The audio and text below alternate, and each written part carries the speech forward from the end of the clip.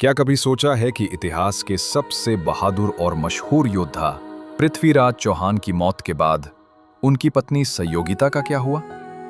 ये सिर्फ एक प्रेम कहानी नहीं, बल्कि संघर्ष, बलिदान और अनजाने हादसों की कहानी है, जिसे शायद इतिहास ने पूरी तरह बताना मुनासिब नहीं समझा।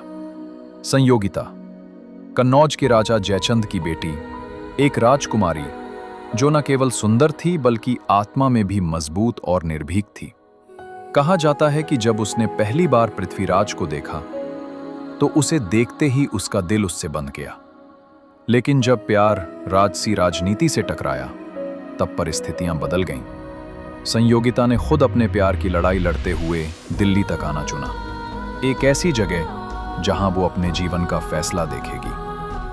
पृथ्वीराज और संयोगिता की जोड़ी उस समय का सबसे चर्चित जोड़ा था, लेकिन उनका प्यार शाही राजनीतिक खेलों के बीच फंसा हुआ था।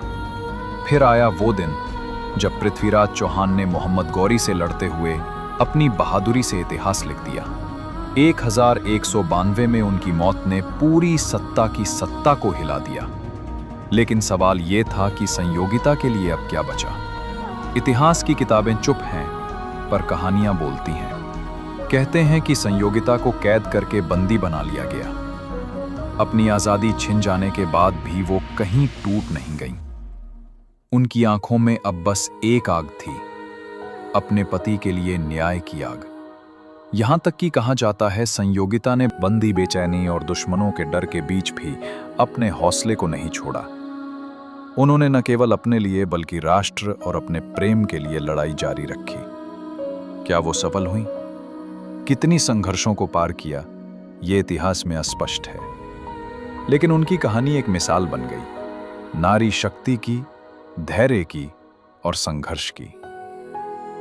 संयोगिता की कहानी हमें याद दिलाती है कि साहस और प्रेम की सीमा सिर्फ युद्ध भूमि तक नहीं, बल्कि जीवन के हर संकट में भी होती है। तो अगली बार जब हम पृथ्वीराज चौहान की बहादुरी की बात करें, तो उनकी पत्नी संयोगिता की वीरता और संघर्ष को भी याद रखें।